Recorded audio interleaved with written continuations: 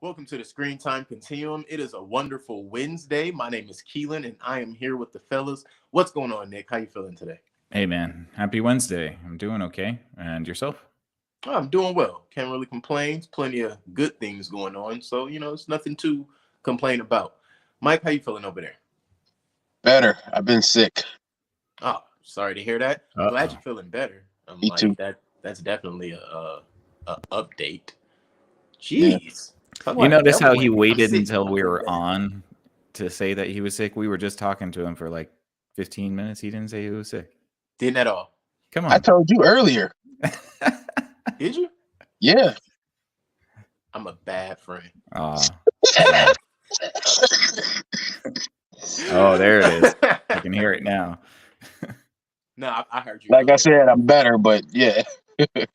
It's still news to the audience, so has to Right. play that. Has to play that. Right. But definitely, we are here this evening to bring you the review of Knock at the Cabin. I don't know if I needed to echo that, but we're here to bring you the review of the movie Knock at the Cabin, which is currently available on Amazon Prime. I do not have the specifics in front of me, but I was about to start like I did. I promise you, I'm looking directly in the camera, and I was going to be like, Knock at the Cabin came out in 2023 and is starring Dave Bautista. You mean Brax? That's it. That's all I got. Yeah. All right. Let me grab the rest. Yes, it did come out in 2023, and I will give you the exact date in just a moment. February 3rd. So we're late on this one, but it is a M. Night Shyamalan movie, and it is directed by him. It's also written by him with Paul Tremblay and Steve Desmond, and it stars Dave Bautista, Jonathan Groff, Ben Aldridge, Nikki Amuku Bird, Rupert Grint, Abby Quinn, Christina Cui, and McKenna Kerrigan. And the synopsis for this movie is, while vacationing, a girl and her parents are taken hostage by armed strangers who demand that the family make a choice to avert the apocalypse. There you go. Yeah, that's actually pretty straightforward. I thought that was the Hogwarts alum. Yes, sir. I wasn't sure, but I thought it was. Oh, yeah. So for me, because I'm the one who chose this movie, I knew Rupert Grint was in it. I actually forgot just now when I was doing that mini introduction that I didn't have the information for. But that was a selling point for me. I am very aware that Rupert Grint only does movies that he absolutely wants to be a part of and that he absolutely believes in. So anytime I see him in a film, I'm pretty much drawn to it because I feel like knowing that or hearing that, that's how he chooses flicks since the Harry Potter days. I mean, hey, if it's a passion project, maybe it'll turn into something worth watching. You know what I mean? And he was in all of 10 minutes of it. Yeah, Right. yeah, he was. I mean, he got enough money. He can. 17 minutes, but You don't have to be in anything ever again. That's Ever. true. oh no. I heard he owns a racing team, and his brother is one of the star drivers, and some other stuff. Like, I'm sure he never has to do anything other than be Rupert Grint. Oh, But, I thought he had a castle and he was a king over there somewhere. plausible. Maybe. I mean, he owns a racing team. So here's the thing. To me, the castle was more believable than a racing team, and I know the racing team is true, so I believe the castle without a doubt. I think J.K. Rowling owns a castle. It don't make sense. Well, we're not allowed to talk about her. She's been canceled. Well, I'm not going to talk about her, but how dope would her castle be? Her castle would be dope as all get out, man. I mean, trapdoors and like hidden passageways, and come on, Talking paintings. So are you telling me you think her castle would be better than Brooke Lopez and Robin Lopez's Disney houses in Orlando? Who? Oh, I don't know. They're Maybe basketball players who have Disney houses with trapdoors and secret passageways. any house that has secret passageways and that type of stuff, I'm all in for. If you're rich, you have to have at least one. Those are only cool if I know about them before I buy the house. Well, yeah, you would build them essentially. Right. I was going to say, you're the one who would input them. I think it would be better not to buy ones that pre-exist, but to put in your own. That's when you start to see eyeballs in the painting. Right. Well, I've seen a few people buy a house and they're like, look at this secret room we discovered. And it's covered in cobwebs and it got all this stuff in it. And they're just like, how long has this been here? It's got a book with some weird Latin phrases in it. Right. We, Don't read weird, that book. weird red painting on the floor. Yeah. Time to sell. Honestly, I think a requisite for being rich is you have to have a secret room that's behind a bookcase. All right. So if you It's guys just- ever make it you just rich, have to- you know the assignment. Yep. So is that a rich thing or a wealthy thing? I just want to make sure so I know when I got to do it. Nah, because rich people actually like to flaunt their wealth, which I don't mind. Oh. Wealthy people are too austere to show their wealth. And that's when TV you didn't start to teach me get into that. the pathological stuff, man. But TV didn't teach me that, so thanks for sharing. Yeah. Rich people are fine because they just like to enjoy, being rich. But it's the ones that wear turtlenecks every day and the same outfits every day that you need to be careful of, because they don't care about money anymore. They care about bigger things. Right. Those are the ones who invest in politics and business. Oh man, Businesses that You own just made businesses my that own left businesses. eye jump out of my head. That was too funny. Dang, that was funny. If you know, you know. They have shell companies in countries that you can't pronounce. No, they just make commercials that say, "We're sorry." Sorry. All right. So again, we're here to review the movie Knock at the Cabin, which is pretty decent. Let's get our first impressions in there. So this movie, as Nick just gave you guys the synopsis before we went on a tangent about rich people homes. Thanks, Rupert Grint, for being in this movie. You're the reason for that tangent. I liked this movie. I wasn't really sure to expect. I mean, I was sure what to expect, but I wasn't sure the direction it was going to go. I'd say 2, 3, 5, 6 minutes into the movie, you get a couple of auspicious surprises. I'll phrase them. I'll name them that. Auspicious surprises, because you don't expect them. They're not the most normal of circumstances, but when everything comes full circle, it all makes sense if you want it to. I like this movie. I like the shot. I like the fact that we were in centrally one room for 80% of the movie. That was very close to what I like when, they kind of has had that one set, almost like play style. They tried to, in my opinion, execute that, and I think they did a decent enough job of it.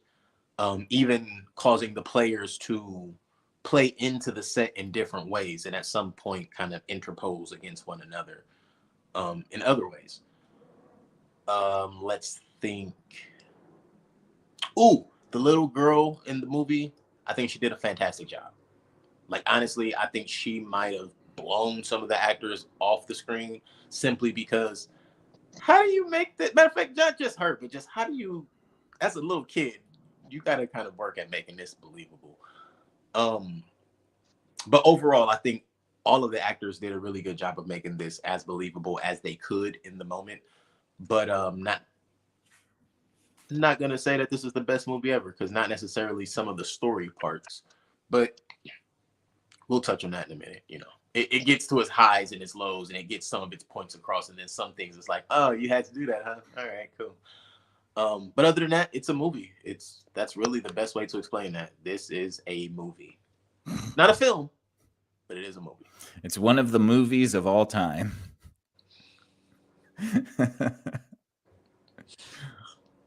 But yeah, let's go, Mike. How you feeling? Wait a minute. Did you say this is a movie? Huh? You said this is a movie? Yeah. Oh man, here I thought this was theater. Shucks. It's not a movie. It's art. Come on. There you go.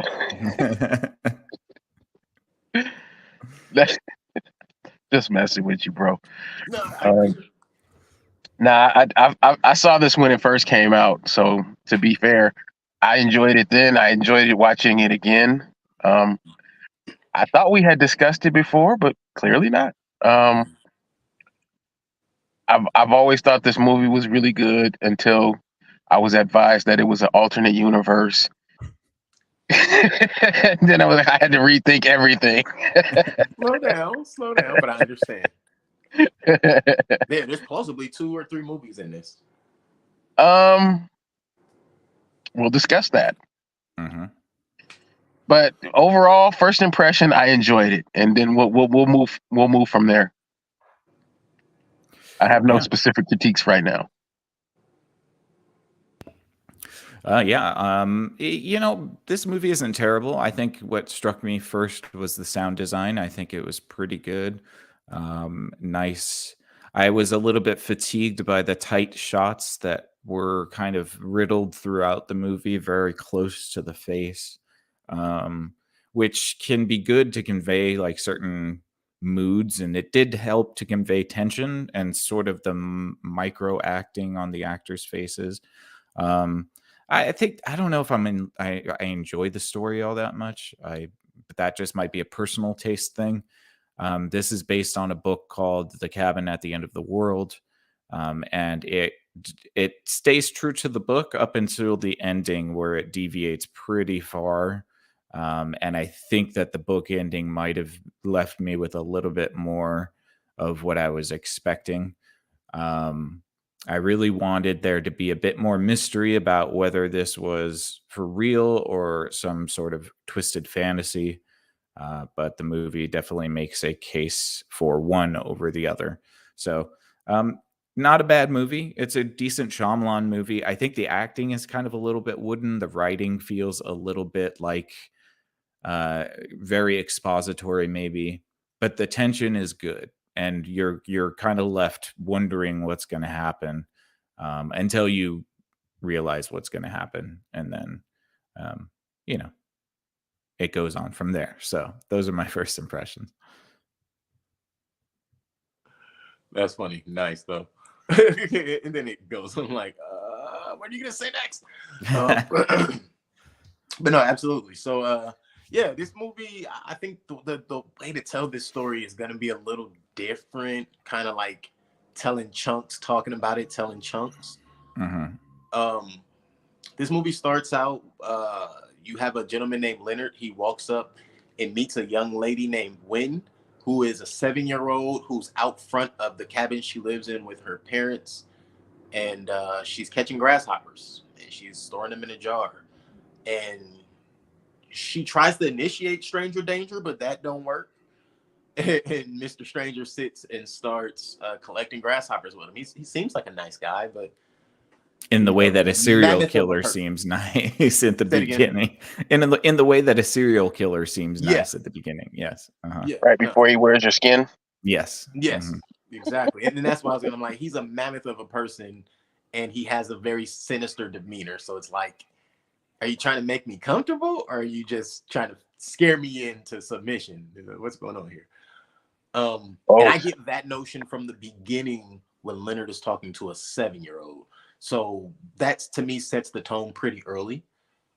And then, you know, she goes inside and she talks to her parents, Daddy Andrew and Daddy Eric, and lets them know that, you know, there's a big scary guy outside and he's talking about coming inside and talking about some terrible stuff, and I'm scared. He needs to leave.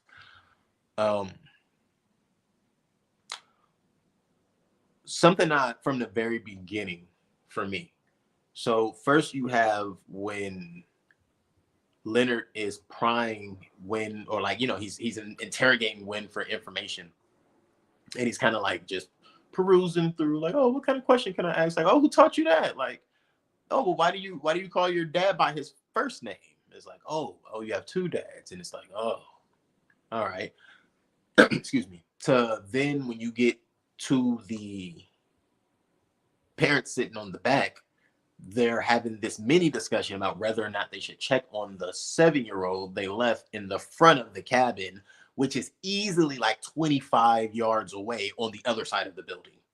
Yeah. Right. And even if there are no people around, you still don't want like wild animals going after your kid. You know, but to me, it set a tone of they're too comfortable. Yeah. Right. And you're too comfortable in the middle of seemingly nowhere, which kind of confused me. Is like, how far are they from civilization? But again, these are all things that are coming up right immediately. It makes you start asking questions And to me, it sets again the tone for how a lot of the things later happen. Like this movie carrying out, if you had another cabin within eye shot, don't play out the same way. It just don't. If you're sitting on a lake and you got a couple of houses, this doesn't play out the same way. But seemingly being in the middle of nowhere in this cabin and having flashbacks, finding out, they at one point they lived in an apartment. How did they end up way out here? We never really got that. They're on vacation. Well, they're on vacation. Oh, yeah. Oh shoot, you're right. That did come up like twice. Yeah.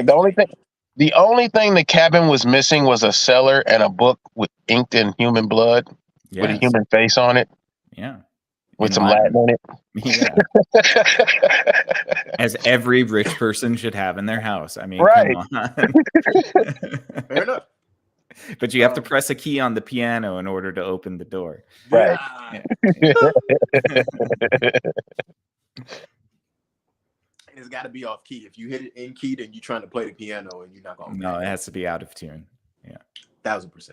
But so you get all of that. You get the comfort level they have. You get the fact that they're removed from civilization a little bit.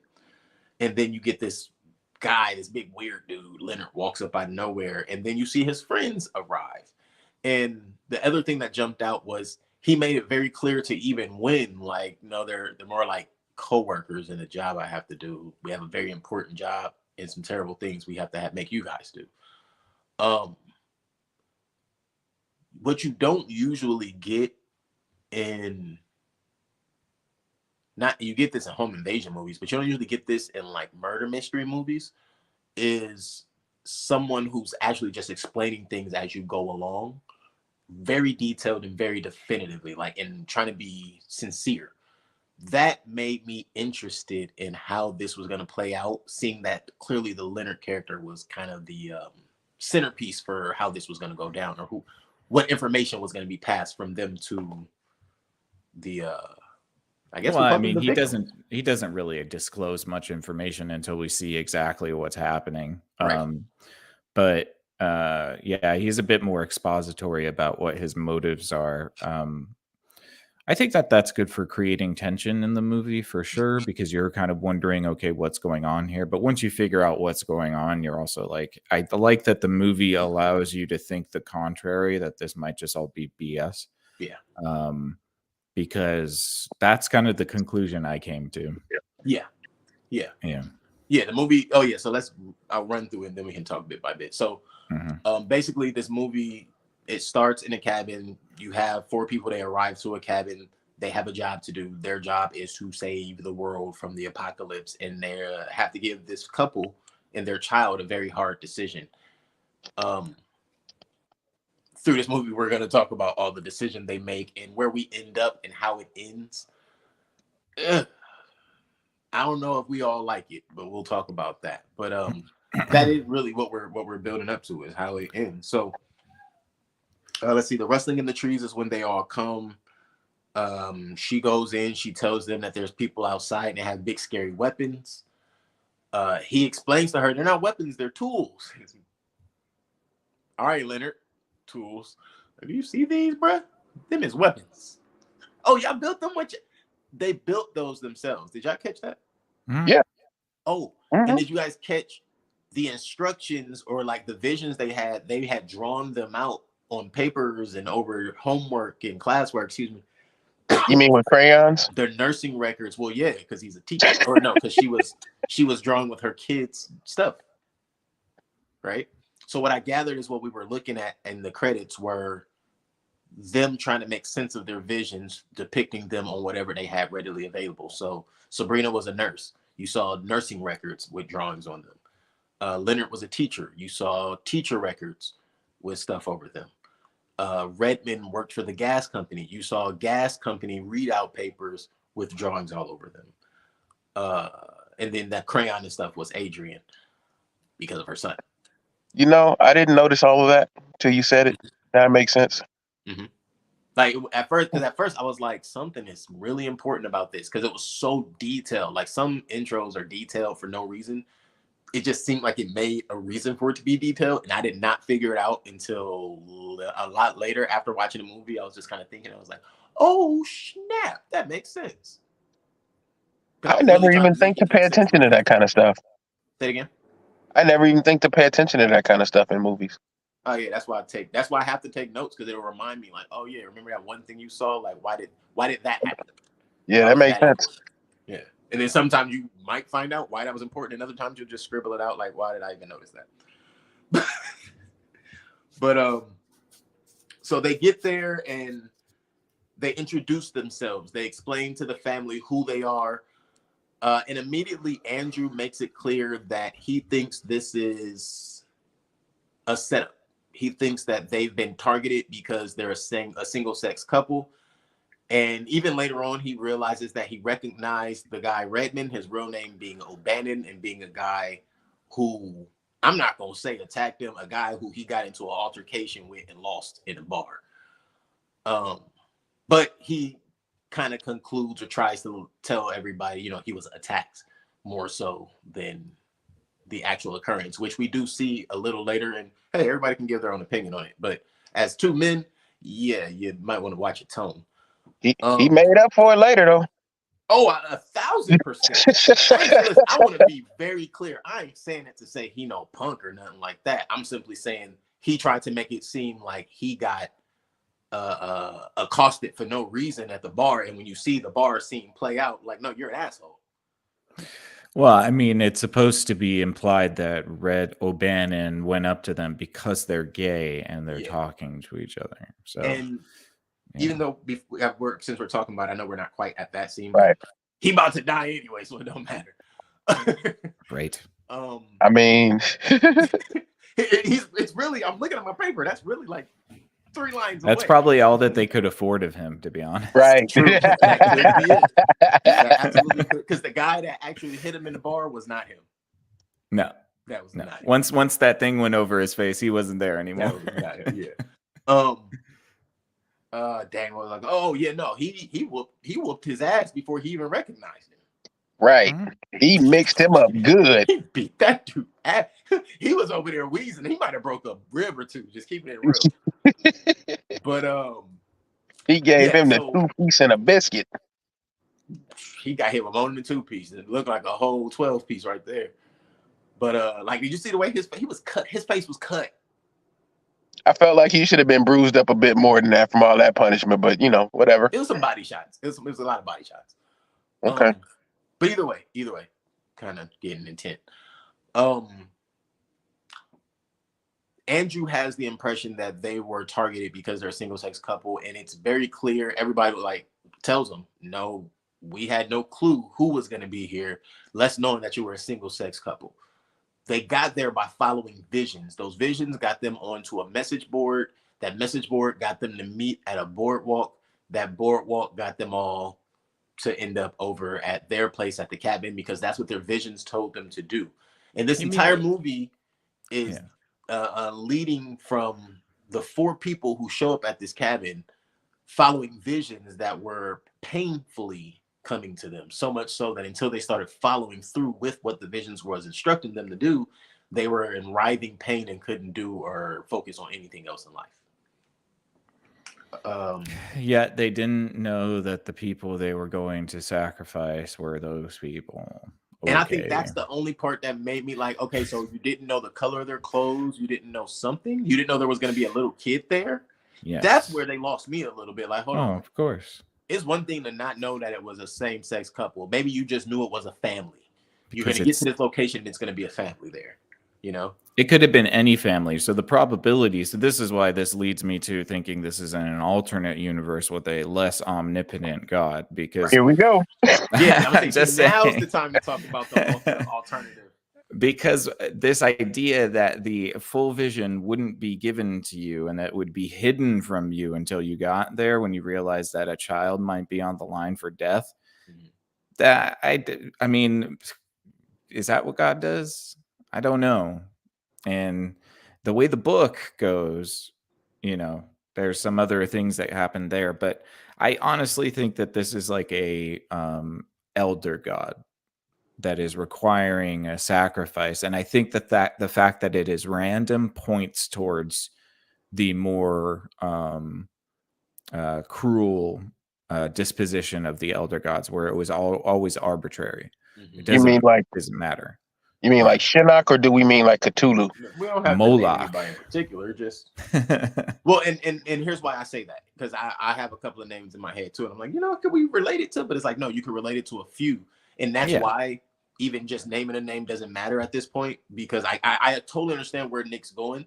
Nothing in this movie, other than suggestions, are rooted in anything biblical or anything religious outwardly.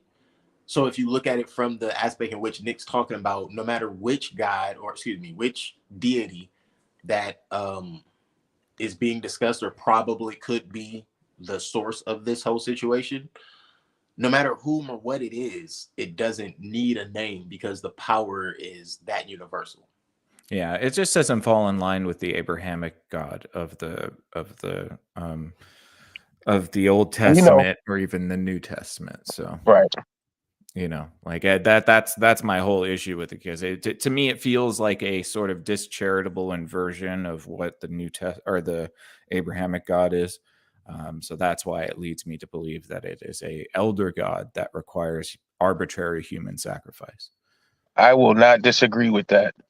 Yeah. Mm-hmm. Something else that I just read in my notes that I forgot to mention was at the beginning when Wynn is talking to Leonard, and Leonard ask her how she feels about having two dads. She mentions two things that I thought were very observative for a 7-year-old, and 7-year-olds observe a lot, trust me. But just the observation level was off the charts.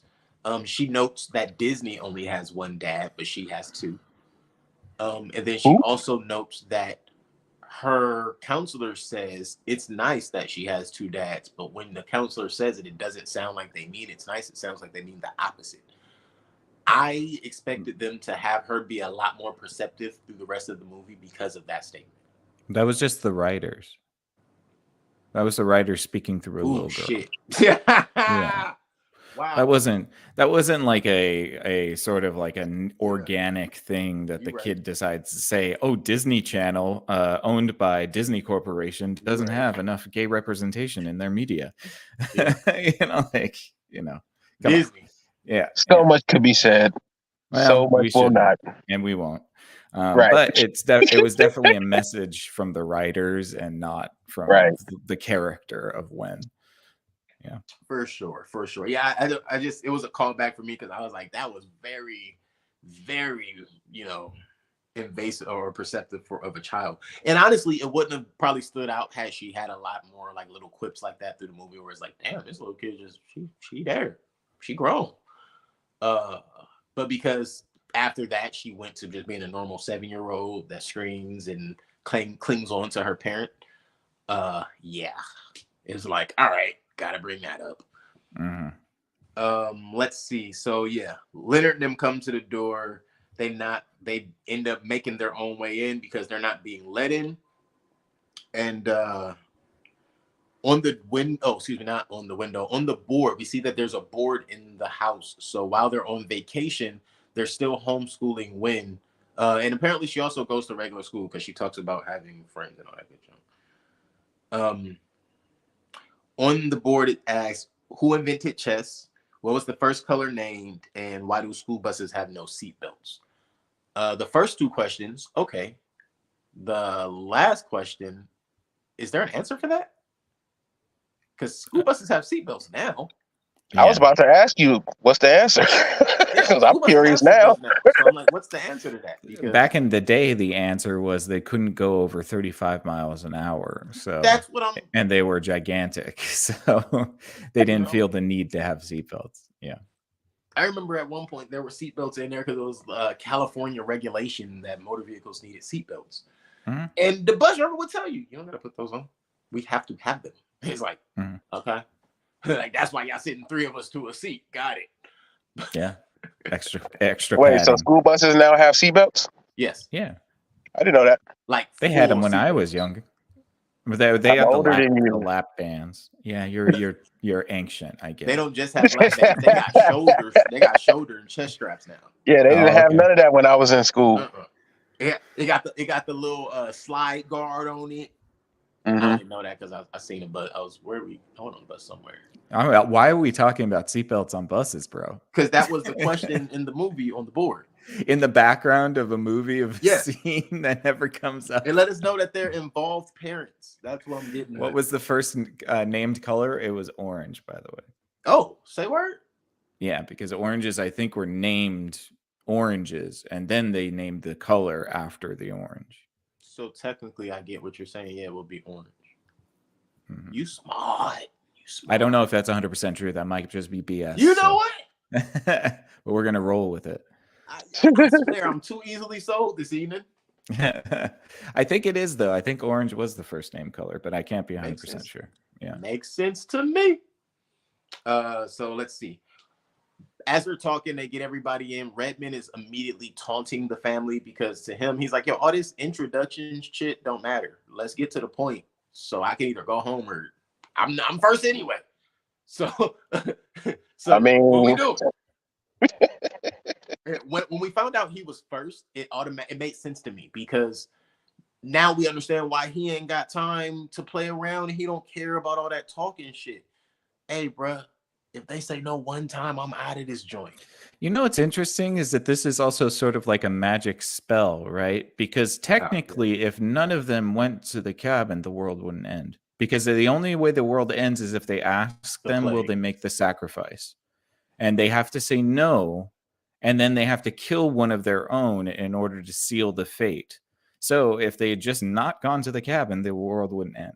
Well, if they had not gone to the cabin, I assume from the way they were talking about the visions would have gave them like an aneurysm. Do you mean the family didn't go, or do you mean the people?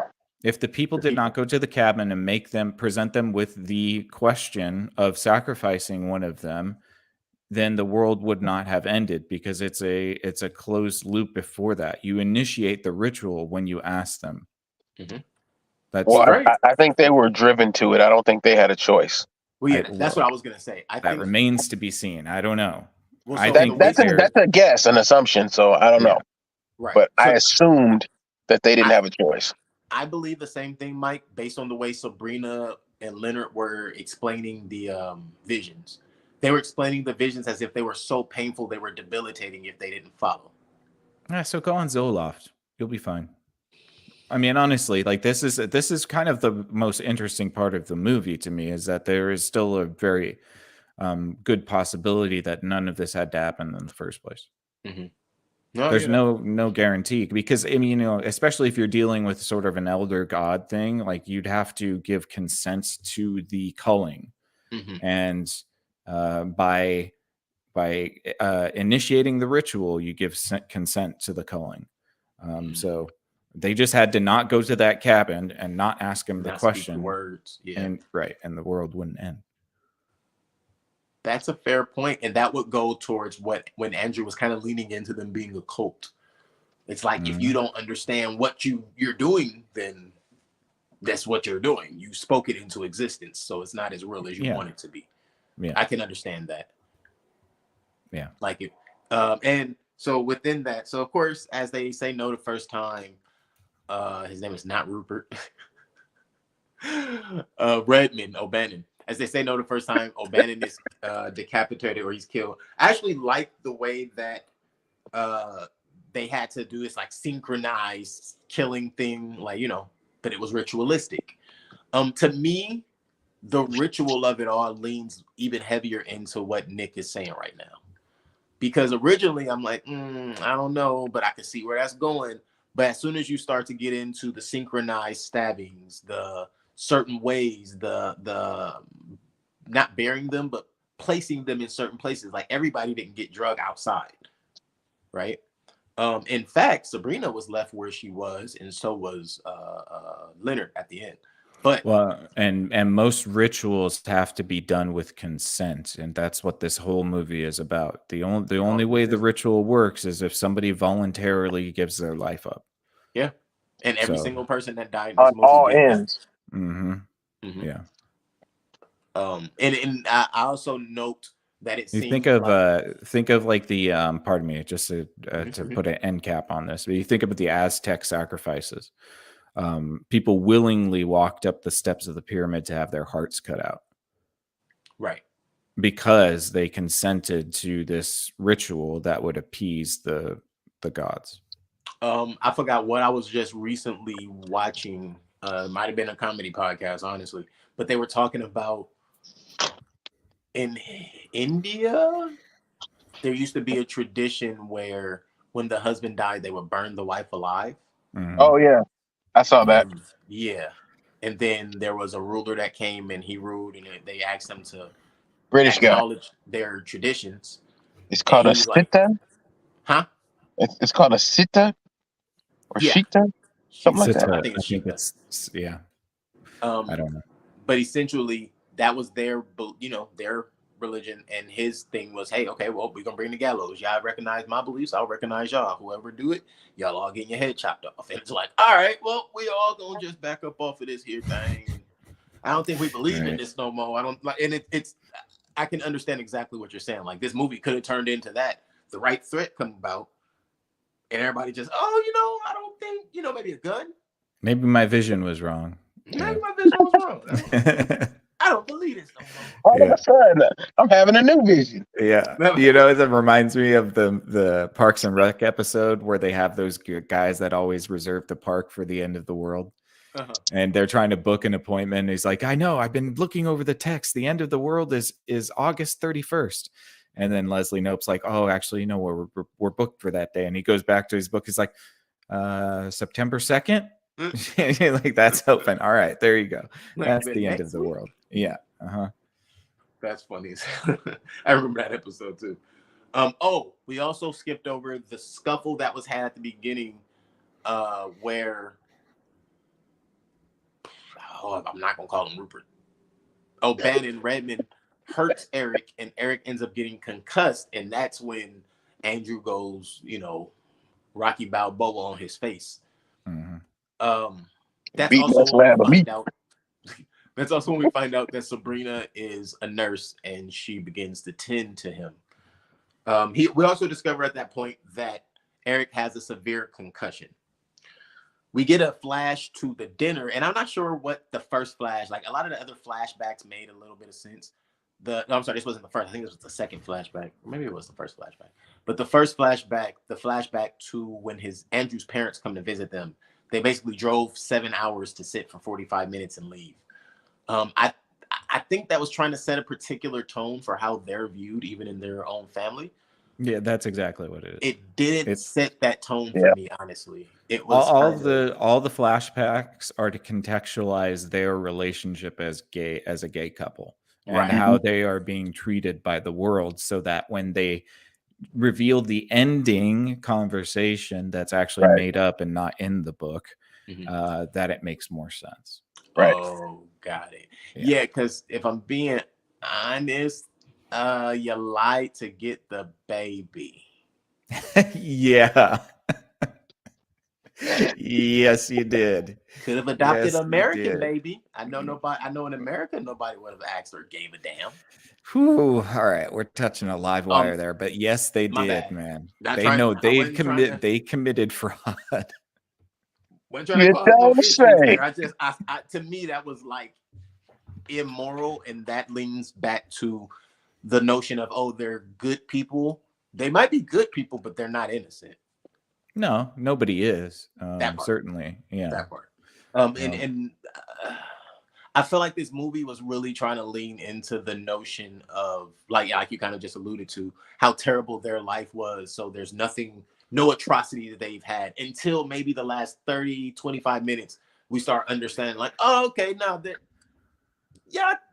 you, one particular person, Andrew, and you really fuck up, bud.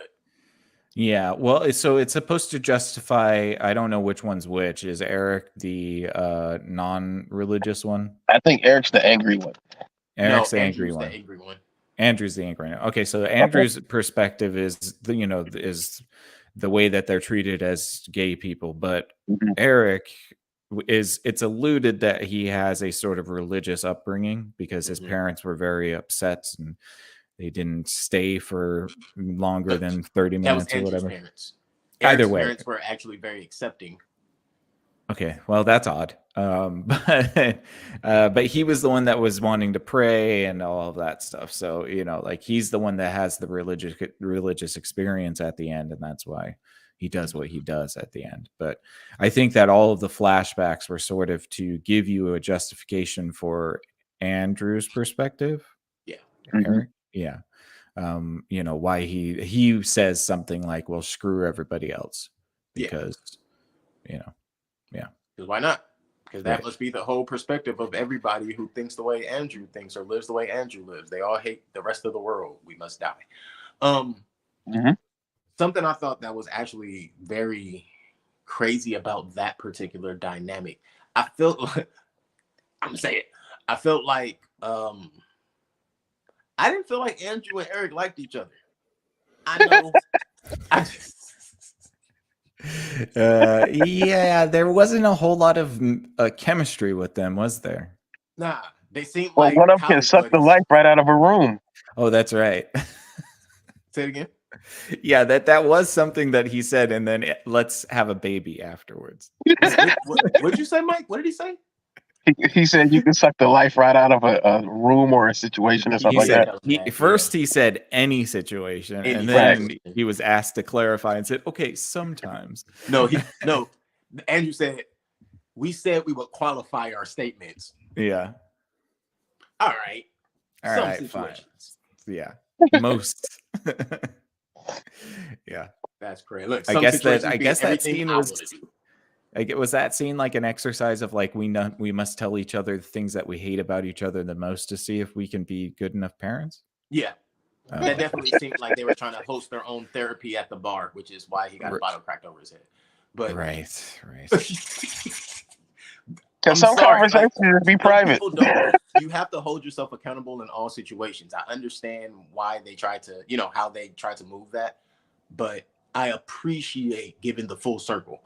I don't know, man. They weren't dancing on top of the bar to the YMCA. They were having a conversation between each other, and they weren't even like on top of each other. I don't really buy the whole "get out of my bar." You know what's. You were too loud. Right. They took a bar. Now, I didn't think they were loud either, but I think the notion was you're not in the kind of place that you would hold a conversation that in that manner. Aren't they in Boston, Massachusetts? Nobody else in that bar was behaving that way. That was literally a low lit bar with. But again, like you mean a seedy bar in Boston? I think that only matters just again to bolster the argument that they have been mistreated by society and therefore should consider the idea that they should just sacrifice humanity for their happiness. And I ain't gonna lie, I was almost understanding where Andrew was coming from until they started wrapping some things up by giving some full circle moments. Because at first I was like, "Hey, yo, I can understand how he got that way." Like legit, I can't. If people are just walking up on you, cracking bottles over your head, come on, bro. I'm saying, but that's what I'm saying. From what they try to paint from the beginning, I get that. He's this. People are living harder lives all the time, way harder than that. I'm not saying they're not. I'm not arguing that. I know. The movie's arguing that. Isn't it though? No, I don't think so. All right. But I understand the angle and the notion of what you mean. This movie is trying to give the notion that upper middle class is hard. No, I don't think that that's it either, guys. Again, I think it's just that they needed to have the gay bashing scene so that they could justify the attitude that it's a vehicle. I do agree with you. Yeah, so that it would be okay for them to choose to sacrifice humanity for their happiness because they just didn't set that vehicle up very good. No, they didn't. Yeah. I think they just were trying. I really thought they were trying to play into something that wasn't there, and then of course it came out. Let's see. Oh yeah, so Leonard explains to them that what they need to do is choose one of them to go. It's one of them to sacrifice. and or the plagues will be unleashed and the end of the world will come about. 7 billion plus others will die, and those who will be left to roam the earth alone. That was the moment where I realized, oh, they're the four horsemen of the apocalypse. You just picked that part up? It was around that. Hey, that was only like 20 minutes into. I'm sorry, they are the dollar store horsemen of the apocalypse. They're not. Come on, bro. I know, I agree with you. I'm just saying that they're a pity excuse for the four horsemen. Yeah, they're not over the top. It's not over endearing. And while I did understand that, for those who didn't understand it in the movie, it's revealed a little later. Eric has a kind of a monologue moment where he reveals, like, they're more like the four horsemen, and he explains that too. I think he kind of got that wrong too, though. Yeah, I think so too, because if they wanted to reinforce that, what would have happened is that after each one of their deaths, war would happen, or famine would happen, or pestilence would happen. That was my issue with them being the horsemen. It was clear that they were the four horsemen. I didn't like making their impact so docile. Also, I didn't appreciate how, I'm going to say it like this. If you're going to kill what is considered a four horsemen of the apocalypse, and the threat is 7 billion plus people will die, can we kill more than a couple thousand people for every example? Yeah, I would be really mad if I was Rupert Grint, because all his did was give like a little tidal wave. Well, that 50 foot thing we thought was going to be crazier, but it wasn't as crazy as it looked. The one that the people at the beach were all just staring at in wonder, as if they didn't ever understand that a wall of water is something you run away from. Yeah. Well, I mean, by the time you see it, it's probably too late anyway. I still try to get to higher ground. You might survive. They just stood there. Right. Well, no, didn't they say that the 50-foot bluffs wouldn't be enough for this particular tidal wave? So I mean, it's a tsunami. So if the 50-foot bluffs aren't going to be high enough to save anyone, pretty much it's a wrap, bro. I don't it's know. A wrap. I'd still try to run. Of course you're gonna try, but I mean, I'm with Nick. I'm pushing foot. Yes. I'm going to try to grab somebody's surfboard and run as fast as I can and try to catch that way. I don't know about that, but I'm pushing foot. Or just hold your breath and hope for the best. Yeah. But yeah, no, I just have to say that because I have it down here on my paper. Like, yo, you had 1.77 billion to work with for each of the four horsemen. Pretty decent at math. If the tsunami hit the entire west coast of the United States, from all the way from the top of Canada, all the way down from where the earthquake hits, that could do some major city damage. That's all of California, Oregon. The tidal wave, what they showed coming in from the Oregon angle, is wiping out everything from Oregon probably to about the other side of Colorado. No, not. It's a 50-foot wave. That I don't probably think not that far in, but yeah, it's gonna devastate the coastal states. Probably about 10 miles in is where it would stop. Probably. That's it. Yeah, tidal waves don't. I mean, they can't travel that far because they just get smaller as they go farther. But this is a tidal wave of epic proportion, like God. No, a tidal wave of epic proportion was Deep Impact, where you saw that skyscraper ass tidal wave. That's a big one. Yeah. Or earthquake, but I didn't see that. Or earthquake, yeah. Yep. Or Escape from LA. You mean Rampage? Hey, Rampage, yes, that was a good movie. Right? Oh, Snake Plissken. Rampage was a great video game. I was a fan of Plissken. New York was better though. Yeah, of course it was. Yeah, I remember how Snake had a whole series. Solid Snake? Yeah. Oh yeah. Escape from what happened to Splinter Cell, man? I want to play another Splinter Cell game. Here we go. Hey now. All right, hold on, wait now. Let's bring it back. Because if we start talking about Splinter Cell, right. We're going to end up talking about a lot. They went through a lot of bad ones. That's what happened to it. Yeah, they did. It was a good series. Hey. So we get a flashback to the orphanage. Oh, wait, we talked about that already. Yeah. Well, they've killed Rupert Grint. They're going to kill the second chick. Right. That's what I'm trying to to mother. Where is Annette? No, Adrian. Adrian.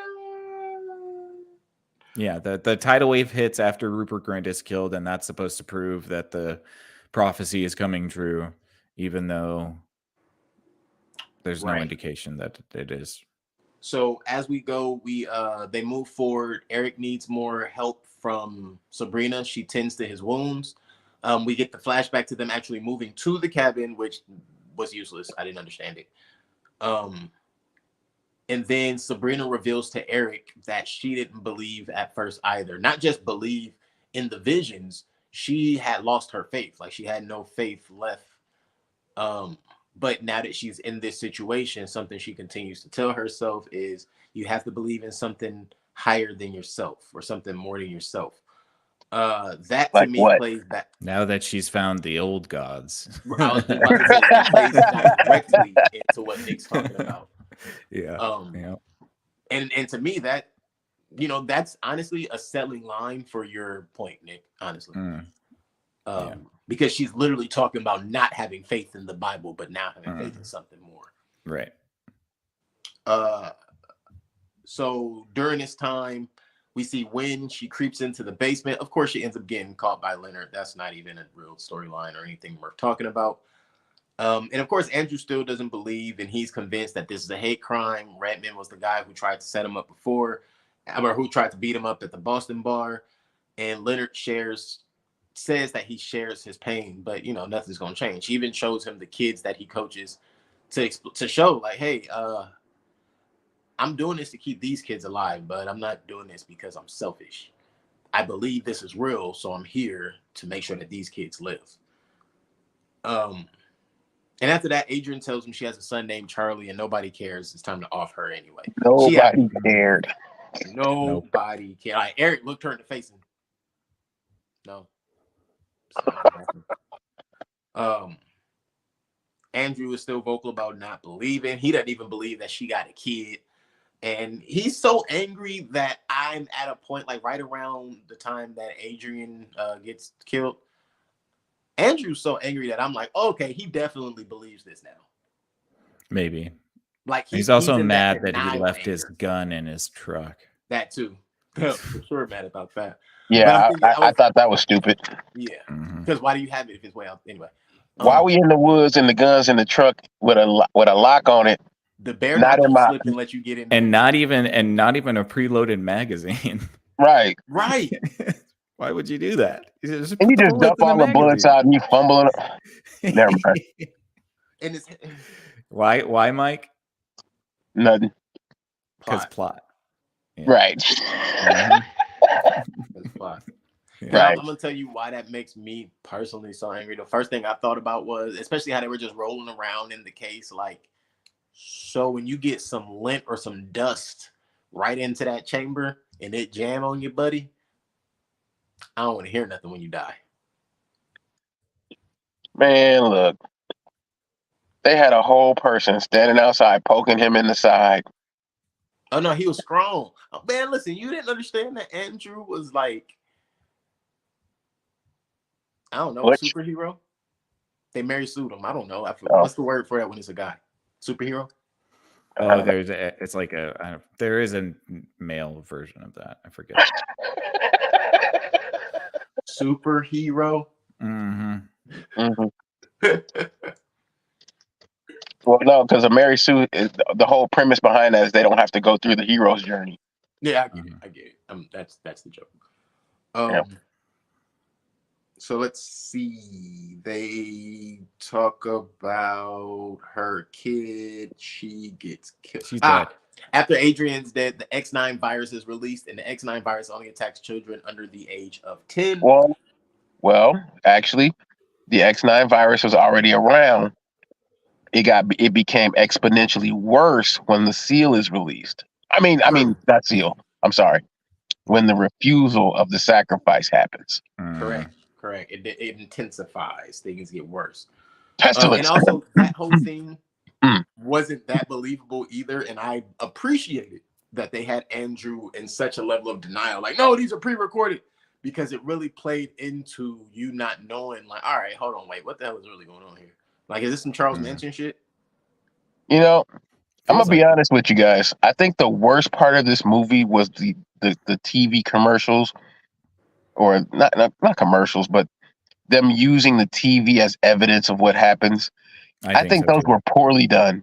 Yeah, I agree. I think it's also kind It of a makes weak. it unbelievable. Yes, I it mean, does. what did you expect them to do? Find a new location? They only have Rupert Grint for 25 minutes. Well, we had to have an M. Night Shyamalan cameo, and that's how Right. Yeah. that's how you get Doing infomercials. right. It only made sense. Can't get mad at him. He's Stan Hey, Lee. if you need an IMDb, Be careful, Mr. Shyamalan. If you keep making movies like this, you will be doing infomercials. and maybe directing. Maybe.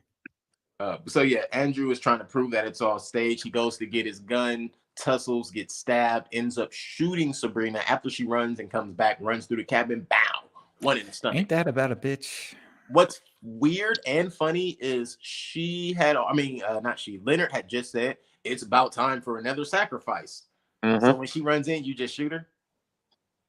Well, I'm just gonna say that the irony was not lost on me for that part. I'm glad it was. Say it again. I was thinking the same thing, bro. I said the irony wasn't lost on me. Yep. Yeah. I'm gonna let you think that one. I ain't gonna say it. You ain't gonna yell at me. There, and I'm just. Okay, you are there. I'm putting every it in day. I'll put it in the private. I put it in the private chat. Got you. Yeah. You there every day, sir. So let's see. Yep. It's so common you don't even see it right now. That's the terrible part. You're swimming in the sea of it. Right. Hold on. There you go. Right, it's in there now. Oh man. Knew you were. But, so after that is when we get the flashback to Andrew saves Eric after and then he shoots Sabrina. Mm-hmm. And this is also before Leonard is locked in the restroom for like 2 minutes. But less than.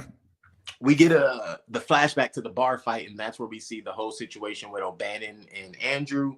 At the exact same time, we also see that he goes to a punching bag after that to release some energy and some anger and animus. But we also see he goes to purchase a weapon, and that is the weapon that we just saw him with and that he killed Sabrina with. Mm-hmm. So now he has unleashed the plague because he has taken out one of the 4 horsemen in this movie. I'm not quite sure I liked that. And then they still chop her. They had to. Mm-hmm. He has to chop her head. That's the whole thing. That's they don't cut the heads off though, right? I think they just sever the spinal cord. Yeah, I want to say I think he just like bleeds them out. Oh, because I thought they were just chopping into the skull. Maybe. Okay, I will say that I understand why they didn't show as much of, or show any, cutting of the heads or anything like that. Right. That first would have cost quite a bit of money. But also that's a new source of trauma that I'm sure a lot of people just didn't need. I still think it would have made for a better movie. You mean the gratuitous violence and gore? You know what? Don't sass me. Just asking a question. But yeah, and that's why it wasn't necessary. Absolutely not. So the fact that it's not there, perfectly fine. Would it have added something to the film? Yes. What it would have added though is trauma, and then I have to ask myself a whole different question, which is, what is wrong with you? So when we get there, there wasn't a lot of that, so it did leave to me a bit in question as to what was actually happening and why. The closest thing we saw to actually seeing what they were doing with the heads was what happened to Redmond at the beginning.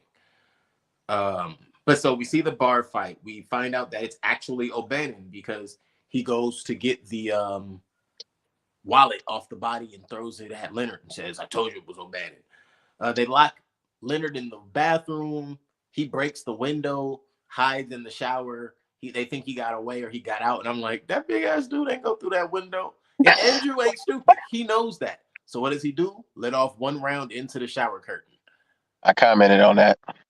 And you know why I thought, oh, he hit that man. He know he just shot him because it didn't hit the back wall. Mm-hmm. Whoops. You ain't hear no tile shatter. Whoops. And the fact that man held it all in, then he tackles you through the curtain, throws Andrew all the way out of the bathroom, single-armed it. And I'm like, oh, shoot, his demon powers just kicked in. Let me just state that is Batista. That's a big dude. Big dude in real life. And those muscles will slow a bullet down. Oh, yeah, full force of 1,000%. I'm not saying it's not believable. What I'm saying is, why we didn't get more of that through the movie? Because he had to play the gentle giant? Yes. I don't like it. Yeah, I mean, like, I guess his character has to be that way so it can sell that this is actually a real thing that's happening and not some, demonic ritual. Yeah, which I think it's a little bit of both. It's a real demonic ritual. Whoops. But so Eric turns on the TV after Sabrina has been shot, and that's when we see the planes falling from the sky and everything else, and how bad it's really gotten. And now you kind of see Eric was already starting to come around and believe it, but now you see Eric fully believes. And Andrew is now kind of in shock and coming around. However, oh wait, wilding out. What we didn't cover is how they got out of the chairs, because they've been tied to chairs this entire movie, guys. We didn't mention that.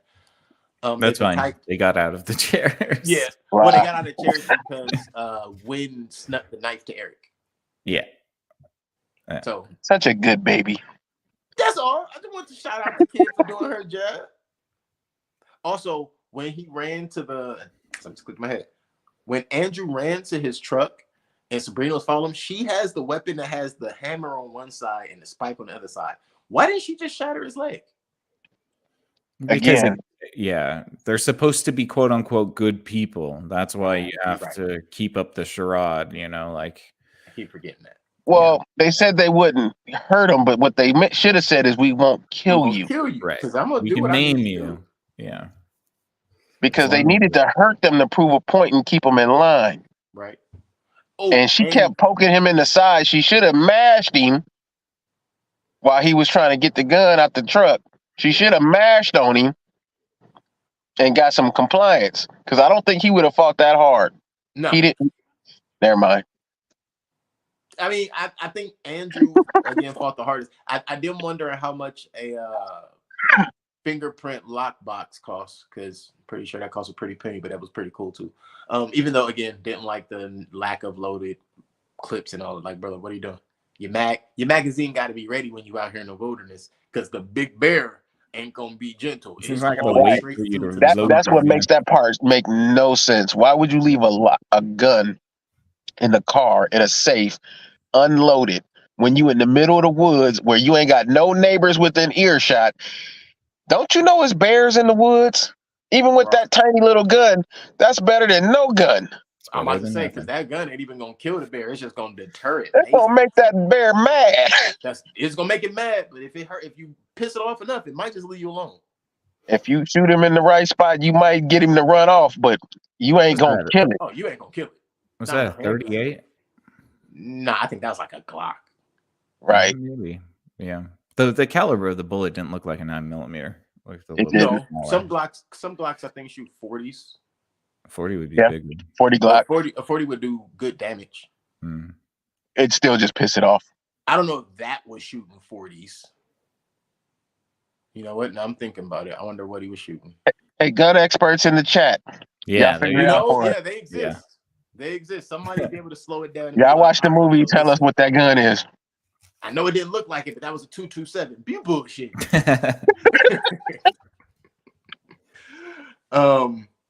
But so yeah, the gun, they get everything. Leonard is out of the bathroom. He gets the gun. Yeah, and he wrestles the gun away. So now Leonard's back in charge, and he has the gun. And Give me that. And What you do? Then he goes and sits outside. I almost just knocked my notes down. Yeah, you're right. Yeah, you're right. Yeah. He gets the gun and he explains to them. Oh, they send Wynn to the treehouse. Right. And then he goes and sits outside and explains to them, this is it. Now you have to make a decision now. If you still say no, you'll have a few minutes to change your mind. But if, it is what it is, basically. Mm-hmm. And but you have minutes to make a decision. He cuts his own throat and he's gone. And that's when the fellas, they start having them a heart-to-heart dialogue where Eric is essentially explaining to Andrew, like, hey, everything they were saying kind of makes sense. They weren't here to hurt us. They said that. They did not hurt us. They gave us information. Well, they are there, like we alluded earlier, they are this version of the Four Horsemen. They were guidance, healing, leadership, and nurturing. Or excuse me, guidance, healing, malice, and nurturing. Wow. Not exactly sure how that's apocalyptic. No, they were. You know what would have convinced me? The rolling black clouds and the weird thunder. I saw that. And lightning. I saw that.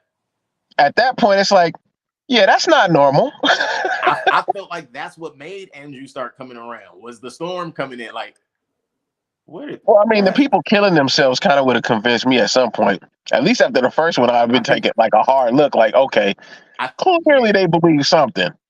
If I don't believe after Redmond, that's blood magic, like, you guys. Start from the beginning. I ain't participating in blood magic. Not doing it. I said clearly they believe something's going on. They definitely do. Yeah. And so there's no mistake that they have to put a white head over or a cloth over their head and then bash their brains in so that it bleeds. Well, you know why? Well, because the cheesecloth prevents blood splatter. That's it. Yeah. Keeps the brain matter from going everywhere. Yeah. Mm-hmm. Mm-hmm. Yeah. You just that's all it. Well, that's the only reason. What made me think they were plausibly decapitating, even though Nick said they were just severing the spine. But that's what made me think they were decapitating them because they were putting the head in a sack already. It seemed. Right. Yeah. Maybe we don't see it. No, we don't see it. So there's nothing. What does the book say? I don't know. I didn't read the book. I read the synopsis because I wanted to look into this a little bit. I wanted to see how much of this was true to the actual book, mm-hmm. and how much of it was sort of like twisted to fit the current day thing. Like because I felt like there was a little bit of like current social engineering in this movie, and I just wanted to see if that was actually true within the book. And the book ends quite differently. So in the book, Wen gets shot and accidentally, and she dies. And then the two, they decide not to go through with it, and then just walk away. And that's it. And they walk. Now that's the ending I would have really hoped for. Yeah. Yeah. I like that ending a little bit better.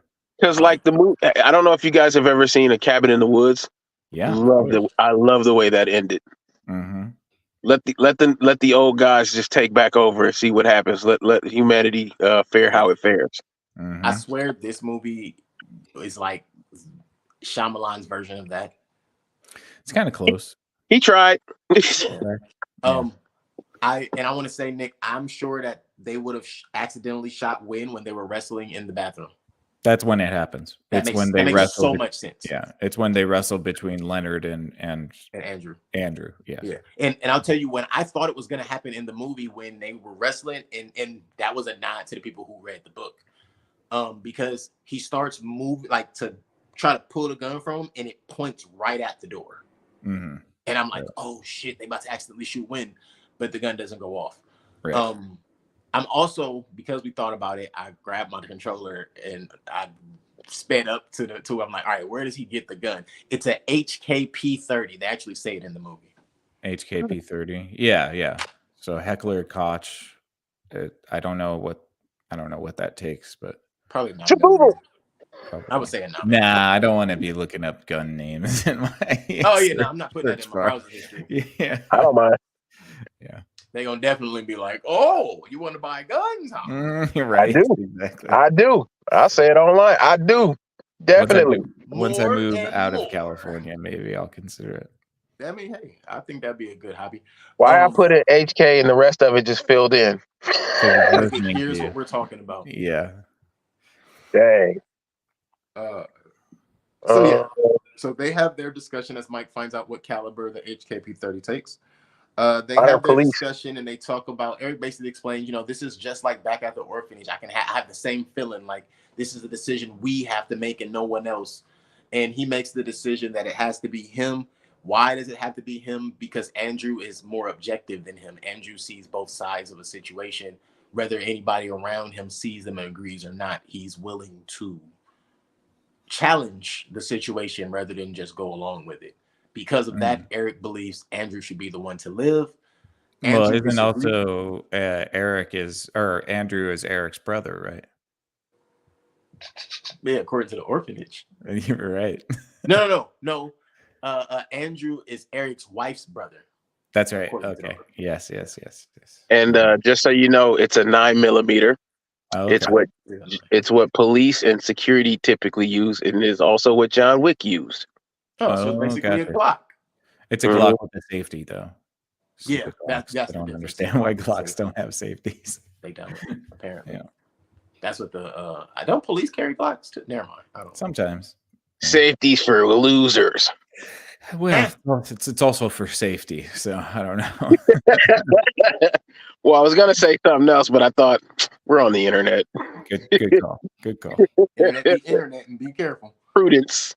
So yeah, Andrew ends up still believing that the world isn't worth saving, but Eric's telling him, you're gonna go and I have a vision. You're gonna do it. You're gonna kill me now because I have the best vision in my head, and I just want to go to that place where it's you and it's Wynn, and she's an adult and she has a practice, and you guys are leaving her office because she's taking you to dinner, and everything's gonna be beautiful and it's all gonna be okay. Pow.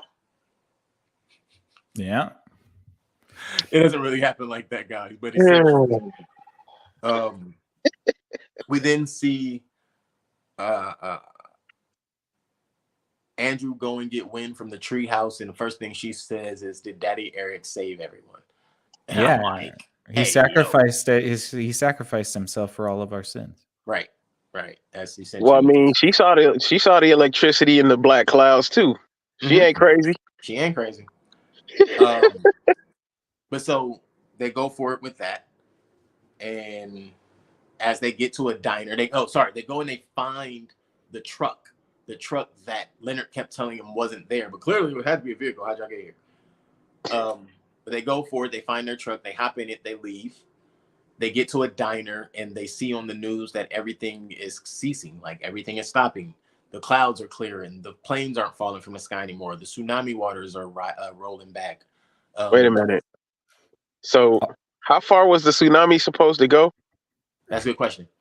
How long were the previous day? Also, how long were planes supposed to fall out of the sky? That's a good question. Now, the virus thing, that could go on forever. That makes sense. Which thing? The virus thing. That could go on forever because we experienced that one for real. Yeah. And they said that the virus has stopped. There was no new cases. No new deaths in an hour is what right. Right. The hour it took them to get to the diner. Yeah. It would. They couldn't have wrote that. Never mind. So never mind. As they get to the diner, they see everything is fine. Recovery efforts are beginning. They go back to the truck, and Andrew finds everybody's personal items and belongings, which proves they are all who they said they were. Even down to O'Bannon, even though he said his name was Redmond, he really did work for the gas company as he said he did. And he really, as we know, had some bad things in the past, and he was a better person now, which is how he got his job. Those bad things was whooping Andrew's ass and getting his ass beat on the back end when he walked into Andrew's cabin. Your fault. But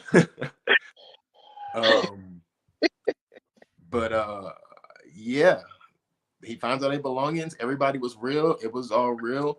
They turn on the radio, and as clouds are moving slowly across the screen, My Boogie Shoes comes on the radio, which is the same song that they were listening to with Eric in the car as they were heading to the cabin. So as they're leaving the cabin, the same song is on. that is the family song, and credits start rolling as they drive away.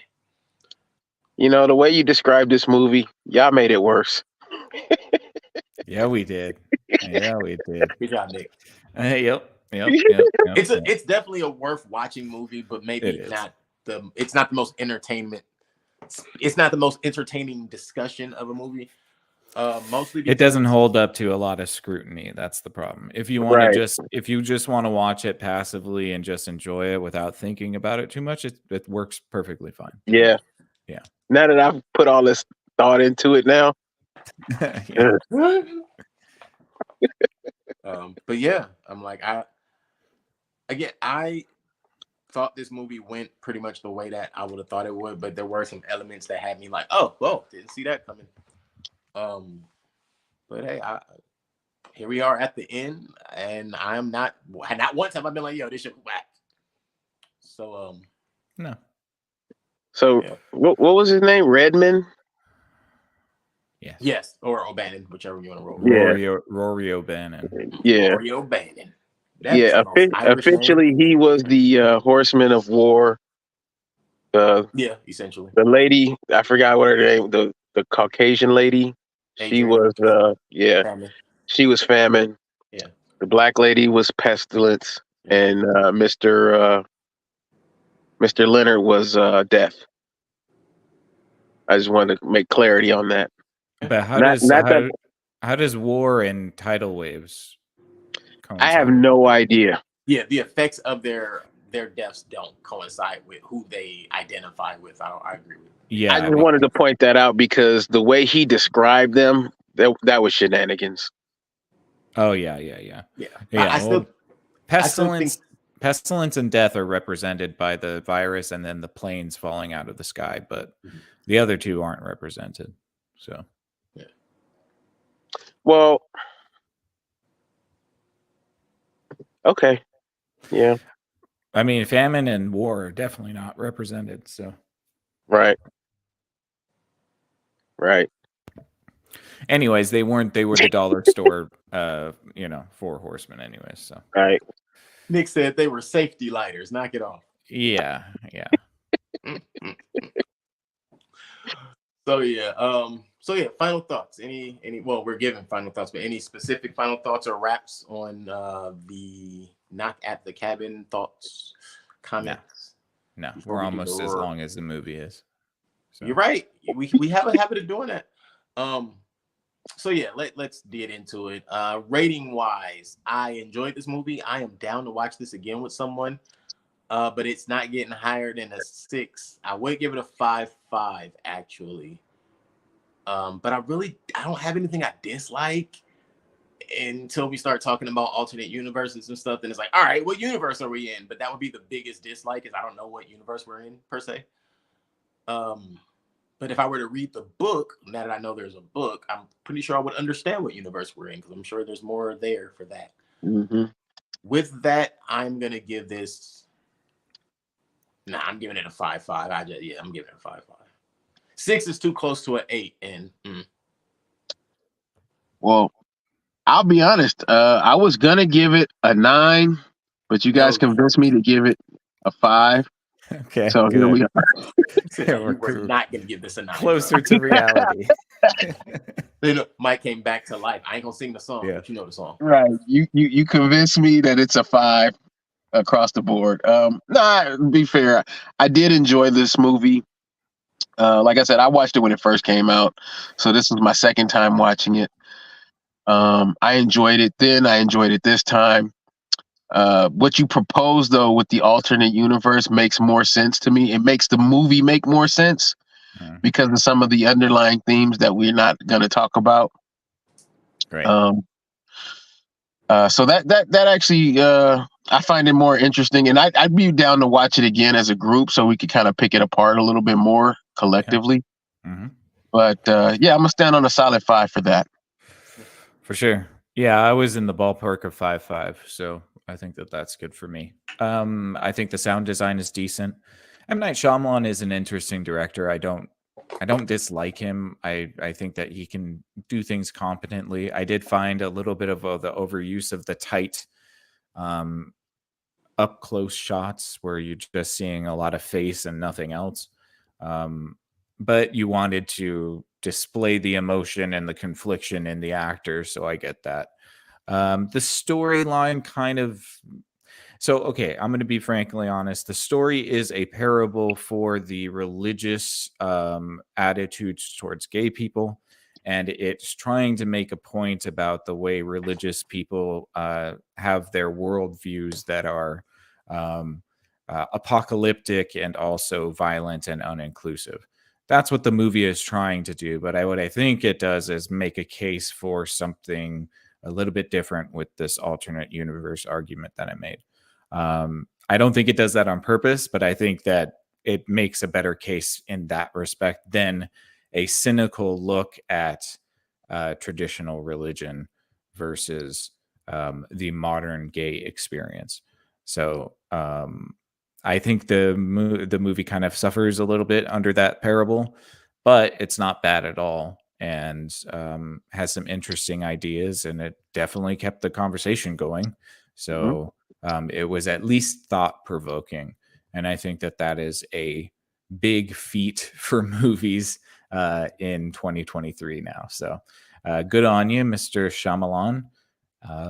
I hope that he can continue to make, decent movies like this that are kind of thought-provoking. I would not be mad at that. So yeah, 5.5. To be fair, I like a lot of his movies, to be honest. I don't dislike a lot of his movies. I know people poo-poo him a lot, but I actually enjoy them. Yeah, I think he gets a bad rap for some of his stuff, but I think he deserves a little bit of the criticism, especially if you've seen The Last Airbender. I was going to say, I think the reason he gets that poo-pooing is because he's willing to experiment and to dive into what's not already been proven to work for him. And that happens sometimes. He takes risks, and I can appreciate that for sure. To me, that makes you a little more likable. You're willing to take the risk and fall on your face and then still pick up and move on to the next project. I think the only thing I really waffled on him with was The Village.